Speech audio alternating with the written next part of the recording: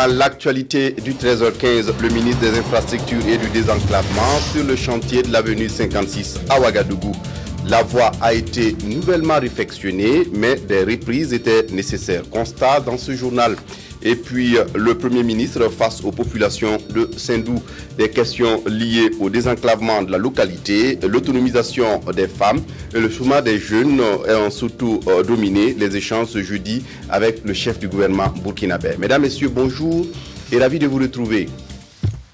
Le 10 juillet dernier, le Premier ministre présidait la cérémonie d'inauguration de l'avenue de la Liberté, ex-avenue 56, réhabilitée. Mais avant même cette inauguration, la voie nouvellement réfectionnée éprouvait quelques difficultés, notamment des dégradations à certains endroits. À l'époque, l'entreprise en charge de la construction de l'ouvrage s'était engagée à reprendre ces parties dégradées. Depuis quelques jours, les travaux sont en cours et le ministre des Infrastructures et du Désenclavement était ce matin sur le chantier pour un constat. Jean-Bertin Ouedraogo a profité également de faire un tour sur le pont Ouattam Kaiser. Symphorien Somda. Nous sommes ici sur l'avenue de la Liberté, ex-avenue 56 à Ouagadougou. Cette avenue a été réceptionnée, inaugurée et rebaptisée le 10 juillet 2012 par le maire Simon Compaoré.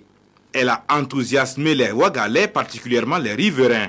Une joie plutôt éphémère puisque quelques mois après, elle s'est dégradée. Vous voyez la quantité d'eau qu'il y a encore dans les parties décaissées, ce qui veut dire que nous sommes dans une zone véritablement très sensible, une zone où la nappe phréatique est très remontée. Et lorsque c'est comme ça, il faut trouver d'autres stratégies, d'autres techniques pour essayer de maîtriser donc la remontée de l'eau vers le terrain naturel. Face à cette situation, les autorités en charge des routes ont requis une expertise par le laboratoire national du bâtiment qui a révélé qu'il fallait reprendre 3 sections sur le tronçon, une longueur de plus de 600 mètres. Il y a donc le drain hydraulique qu'ils sont en train de mettre en place à travers donc le concassé, les blocs de granit que vous voyez. Au-dessus de ça, ils vont mettre un certain nombre de matériaux qui permettent donc d'isoler, de stabiliser donc la couche de fondation. Au-dessus de la couche de fondation, ils mettront donc de la grave bitume. La grave bitume va permettre d'imperméabiliser quelque peu la chaussée pour que l'eau ne remonte pas. Et au-dessus de ça, enfin, ils remettront donc le béton bitumineux. Sur le pont de l'hôtel des finances de Ouidi, les travaux sont avancés. Le retard est dû à la lenteur pour lever les populations installées sur les chantiers.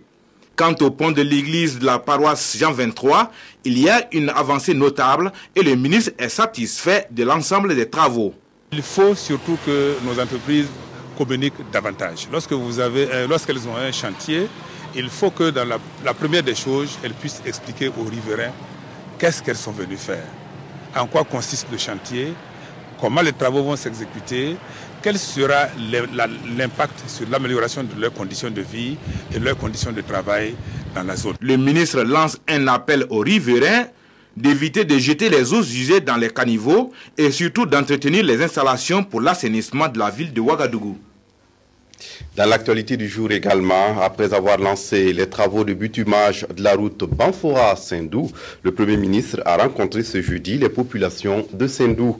Face au chef du gouvernement burkinabé, les questions liées au désenclavement de la localité, l'autonomisation des femmes et le chômage des jeunes ont surtout dominé les échanges. Le point avec Roki Hassan. À cette rencontre, les forces vives de Sendou ont tout d'abord exprimé leur satisfaction quant au lancement effectif des travaux de bitumage de l'axe qui relie leur ville à Banfora, capitale de la région des Cascades. Cela fait un point en moins à la liste de leurs préoccupations, liste qui reste cependant longue. Face donc au chef du gouvernement burkinabé, anciens, jeunes, acteurs du secteur informel, du monde associatif et femmes de Sendou ont énuméré ce qui, pour eux, constitue des entraves à leur développement. Les préoccupations majeures font partie de l'aménagement, par exemple, des bas-fonds, pour permettre aux femmes de pouvoir, en matière agricole, être indépendantes. Bon, c'est une préoccupation que chaque fois qu'on a l'occasion, on profite de poser 1 ou 2 problèmes. Mais cette fois-ci, la réponse que j'ai eue nous donne un peu de satisfaction. par rapport à la réponse apportée par son Excellence. La question des fonds d'appui à la jeunesse, l'électricité, l'aménagement des routes transfrontalières et des pistes rurales se sont également invités à ces échanges directs. Je pense qu'à chaque fois on apprend beaucoup et ça montre souvent à travers ces échanges les insuffisances de notre administration, les insuffisances de nos techniciens. Mais également aussi, ça nous donne aussi l'occasion de donner des informations parce que souvent les gens n'ont pas d'informations sur ce que nous menons. Et je pense que comme ce matin, nous venons juste donc d'avoir des échanges très intéressants. Et des problèmes très concrets nous ont été posés. Et je crois qu'une fois de retour à Ouaga, avec les ministres concernés, nous allons nous pencher sur ces questions-là et apporter des réponses diligentes donc, aux populations. Des échanges, il en a également été question avec les élèves et le corps professoral du lycée provincial de Sendou. Après l'écoute et les encouragements, Béon Luc Adolphe Thiao a prodigué des conseils pour mieux réussir leur parcours à ses futurs dirigeants du pays. Et avant de poursuivre ce communiqué, à l'occasion de la cérémonie officielle d'ouverture de la 23e édition du Festival panafricain du cinéma et de la télévision de Ouagadougou FESPACO, placé sous le haut patronage de son Excellence, Monsieur le Premier ministre, chef du gouvernement, représentant son Excellence, Monsieur le Président du FASO, Président du Conseil des ministres, la Direction générale du protocole d'État convie les personnalités invitées au stade du 4 août à Ouagadougou le samedi 23 février 2013 à partir de 14h30. Leur limite d'arrivée est fixée à 15h30. Signé le directeur général du protocole d'État, ambassadeur Léon Youkbaré. Et pour continuer toujours ce communiqué, à l'occasion de la tenue de la 23e édition du Festival panafricain du cinéma et de la télévision de Ouagadougou FESPACO, le ministre de la fonction publique, du travail et de la sécurité sociale a l'honneur de porter à la connaissance des travailleurs et des employeurs des services publics et privés que les journées de travail sont déclarées continues de 7h à 14h dans la commune de Ouagadougou pour la période allant du lundi 25 février au vendredi 1er mars 2013. Il rappelle aux employeurs et aux travailleurs qu'ils devront s'organiser pour assurer le travail dans les services à activité continue. Pour le ministre et par délégation, le secrétaire général, M. Koudbi Sinari. La qualité des soins de santé avec des ressources limitées au Burkina Faso taraude les acteurs de la santé qui se sont réunis ce jeudi à Ouagadougou. L'expérience japonaise fait des émules et le Burkina Faso voudrait bien s'en inspirer. Nathalie Kaori. La qualité des soins est un élément essentiel pour établir la confiance entre les services de santé et la population. L'expérience du Japon en matière de qualité de soins a été une réussite pour l'hôpital de Banfora qui a été désigné en 2009 comme site pilote pour la mise en œuvre du concept qualité du Japon. C'est ainsi que les acteurs de la santé veulent étendre ce concept aux autres régions sanitaires du Burkina Faso. Nous avons des résultats assez intéressants avec l'hôpital de Banfora. Donc, il reste à voir dans quelle mesure nous allons procéder à une implémentation aux autres niveaux du système. Donc, les travaux, ce sera un travail de sensibilisation de ces premiers responsables de formation sanitaire-là. Ils prendront le relais pour que dans leurs structures respectives, on puisse voir émerger une culture de qualité et des comportements de qualité. Le concept qualité du Japon permet donc d'améliorer la gestion des hôpitaux. La rencontre d'information sur ce concept a regroupé les directeurs régionaux de la santé, les directeurs d'hôpitaux et d'autres établissements de santé. C'est l'agence japonaise de la coopération qui a apporté son appui technique et financier pour la tenue de cette rencontre. Et les responsables du système sanitaire ont encore sollicité l'accompagnement de cette agence pour que l'utilisation de ce concept dans les formations sanitaires soit effective. L'eau potable essentielle à une bonne santé et le Conseil national de l'eau tient à Tinkodogo sa 26e session. C'est une instance consultative qui donne ses avis sur la politique sectorielle au Burkina Faso. Et pour cette session, il va examiner les résultats d'une enquête nationale sur l'accès des ménages à l'eau potable. Badaniel Kambou. Le secteur de l'eau est un domaine transversal et pluridimensionnel. Approvisionnement en eau potable, assainissement, hydraulique agricole ou industrielle, pêche et élevage, Il est au centre de plusieurs usages qui nécessitent une cohérence définie par une politique bien élaborée.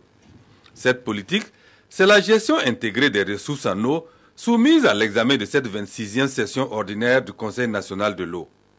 L'objectif pour les participants est d'apporter leur avis sur un certain nombre de textes qui tiennent compte des besoins essentiels des populations en eau, de la protection, de la préservation, de la restauration et de développement des ressources en eau et des milieux associés au Burkina Faso. Il est prévu dans la loi d'orientation sur l'eau, ce qu'on appelle la police de l'eau, qui consiste vraiment à mener des actions pour lutter contre la pollution de l'eau, contre le prélèvement anarchique de l'eau, contre le prélèvement anarchique et qui n'est pas taxé. Parce que la loi prévoit qu'il faut une contribution financière eau et tout ce qui prélève l'eau brute, soit pour les activités d'industrie, soit pour les activités minières, doivent payer cette eau-là, ces taxes-là. Et très souvent, ce n'est pas le cas. Donc, il faut que le Conseil, pendant ces 2 jours-là, puisse voir dans quelle mesure permettre vraiment à ce qu'on puisse, en tout cas, renflouer la caisse de cette CFE-là. Le programme va également porter sur les différentes réformes en matière de cadre et de mode de gestion des infrastructures d'approvisionnement en eau potable. Il s'agit de jeter un regard sur l'enquête nationale sur l'accès des ménages aux ouvrages d'assainissement des eaux usées et excréta. Le taux de couverture en matière d'assainissement pour la commune de Tinkorogo se situe autour de 4%. Si je ne prends que cet exemple, alors vous comprenez l'importance du travail qui reste à faire, à la fois pour le Conseil national de l'eau, mais aussi au niveau de l'État. C'est donc une ambition pour le gouvernement burkinabé, mettre à la disposition de toutes les couches socio-professionnelles de l'eau en quantité et en qualité.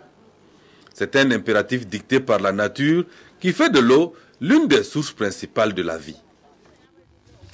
Pour le MENA, le ministère en charge de l'éducation nationale au Burkina, pour réussir le défi de l'alphabétisation, il faut appuyer sur l'accélérateur. Et c'est tout le bien fondé de la campagne 2012-2013 lancée ce jeudi à Dori, dans le Sahel du Burkina. Dans ce contexte, donc, la place et le rôle des acteurs est essentiel. Sié Sylvestre Da. Depuis Dori dans le Sahel, le ministre de l'Éducation nationale et de l'alphabétisation appelle à une mobilisation des acteurs du système éducatif du Burkina à l'entame de la campagne nationale d'alphabétisation 2013. Le mot d'ordre, diversifier les approches pour pouvoir atteindre les différents groupes spécifiques tels que les entrepreneurs agricoles, les acteurs de la médecine traditionnelle, les élus locaux, les talibés, les femmes et les soldats. Et cette année, ce que nous allons faire, c'est presque 1 demi-million de Burkinabés vont pouvoir bénéficier de l'alphabétisation. Parce que c'est plus de 400 000 apprenants et apprenantes que nous visons à la fin de la campagne. Donc ça veut dire tout simplement que la stratégie porte et c'est une opportunité de mobiliser l'ensemble des acteurs du système. La présente campagne d'alphabétisation, placée sous le thème « Rôle et place des acteurs dans le contexte de l'accélération de l'alphabétisation », verra les partenariats intersectoriels renforcés. La société minière Ayam Gold et Sakan SA, par ailleurs parrain de la cérémonie de lancement et distingué éclaireur pour l'alphabétisation, entend multiplier ses actions aux côtés du département de Kumbaboli dans le plaidoyer en faveur de l'éducation non formelle. Le Fonds pour l'alphabétisation et l'éducation non formelle, lui, financera l'ouverture de près de 14 000 centres d'alphabétisation et 124 centres d'éducation non formelle pour adolescents dans les 45 provinces. C'est justement pour nous assurer que chaque acteur et chaque actrice par rapport à sa responsabilité soit capable de savoir c'est quoi sa responsabilité, mais surtout de mieux assurer cette responsabilité-là. Parce que c'est la seule voie pour nous assurer qu'il y a une sorte de congruence des actions que nous posons et des actions que nous voudrons vraiment qu'ils puissent porter au mieux. Pour l'État burkinabé et ses partenaires, investir dans l'alphabétisation est une alternative à la réalisation de l'éducation pour tous. Une stratégie également de lutter contre la pauvreté et cela s'accompagne d'aides financières. Ainsi, à ce lancement 2013 de la campagne nationale d'alphabétisation, l'association Riku et le groupement féminin Pamera ont reçu respectivement des chèques de plus de 18 millions et 19 millions de francs CFA. Un soutien dans leurs efforts en faveur du bien-être de la femme rurale. Dans le cadre de la célébration du 10e anniversaire de l'Institut de formation Imagine, les premiers responsables de la structure ont organisé hier dans l'après-midi une conférence de presse. La rencontre avait pour objectif de dévoiler aux hommes de médias le programme des activités commémoratives. Le don de l'Afrique au monde est le thème retenu pour l'exposition et le colloque. Reportage Kadi Sanogo. L'Institut Imagine, qui souffle ses 10 bougies, est un institut international de formation continue et de perfectionnement au métier du cinéma, de la télévision et du multimédia. Imagine a été fondé en 2003 à Ouagadougou par le cinéaste Gaston Kaboré. En 10 ans d'existence, cette structure a organisé plus de 40 ateliers, des masterclass, panels, tables rondes et a hébergé plus de 800 personnes. Gaston Kaboré, étalon d'or de Nyenenga au FESPACO 97, grand homme de culture, veut faire de la formation son cheval de bataille. Pour ce faire, il est en partenariat avec plusieurs structures européennes qui dispensent souvent des formations à Imagine. On peut citer entre autres le CIRTEF, l'INA à Paris, CFI et TV5. Pour marquer d'une pierre blanche ce 10e anniversaire, plusieurs activités sont au programme. Les 2 activités phares, ce sont l'exposition et le colloque autour du thème « Le don de l'Afrique au monde ». L'exposition parle de ce que l'Afrique a amené au reste de l'humanité, dans la douleur parfois, ou dans l'émerveillement, dans l'émotion. Mais c'est aussi pour dire aux Africains, soyez fiers d'être ici. Et les jeunes ne devraient jamais, un seul jour de leur vie, penser que c'est un malheur d'être né en Afrique. Bien sûr, tous les jours ne sont pas roses. Il faut se battre. Il n'y a pas assez d'infrastructures, il n'y a pas assez d'éducation, pas assez d'hôpitaux, de dispensaires. Il n'y a pas assez même parfois, de nourriture pour tout le monde. Mais pour autant, c'est un continent qui a des ressources incroyables. Les activités commémoratives du 10e anniversaire de l'Institut Imagine débutent ce 22 février et vont s'étendre jusqu'au 9 mars prochain. En plus des expositions, il est prévu des panels et des projections cinématographiques au sein de la structure. Retour à Bobo Dioulasso pour signaler qu'il y a des changements à la direction régionale de la RTB2 au bassin. Lucienne Adissa Toé est désormais la nouvelle directrice régionale. Elle a été installée à ce poste ce jeudi par le directeur général de la RTB. L'ambiance sur place à Bobo Dioulasso avec Christine Koulibaly. Après 5 ans passés à la tête de la RTB Ouest, aujourd'hui RTB2 au bassin, Nathalie Sommet passe le témoin à Adissa Lucienne Toé, celle-là même qui occupait jusque-là la fonction de rédactrice en chef à la RTB2 Télé. Tout en mesurant le poids et l'ampleur du défi qui est sien, la nouvelle directrice entend mériter la confiance de sa hiérarchie avec l'appui de ses collaborateurs. Ce qui se présente à nous, c'est de faire véritablement de la RTB de Haut-Bassin une chaîne de proximité au service des populations de la région des Hauts-Bassins. Pour cela, je compte sur l'ensemble de mes collaborateurs, l'ensemble de tout le personnel de la RTB2 pour relever ce grand défi.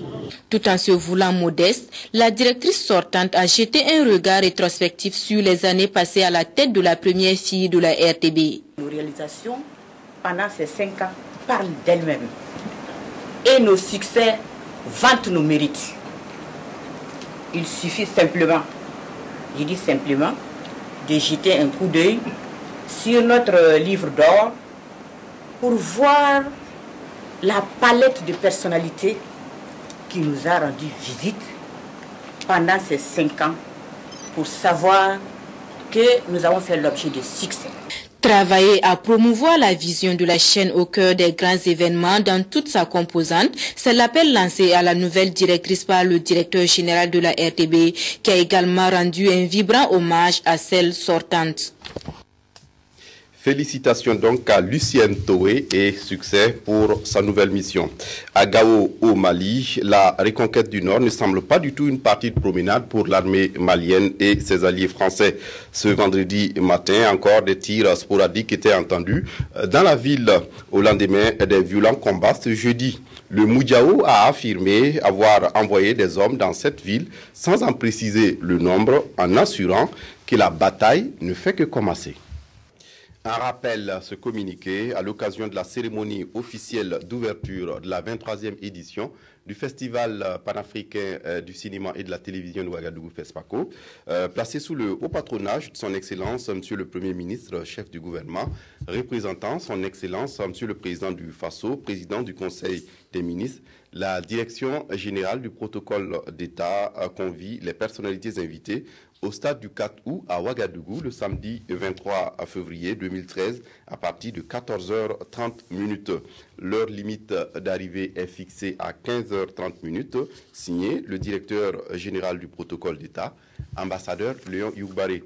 Et puis, pour terminer, toujours un rappel, à l'occasion de la tenue de la 23e édition du Festival panafricain du cinéma et de la télévision de Ouagadougou FESPACO, le ministre de la fonction publique, du travail et de la sécurité sociale a l'honneur de porter à la connaissance des travailleurs et des employeurs des secteurs privés et publics que les journées de travail sont déclarées continues de 7h à 14h dans la commune de Ouagadougou pour la période allant du lundi 25 février au vendredi 1er mars 2013.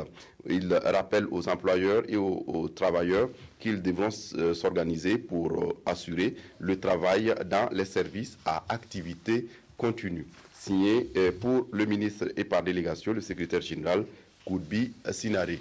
Voilà, c'est tout pour cette édition. Merci de l'avoir suivi. Très bonne suite de programme sur la RTB. Au revoir.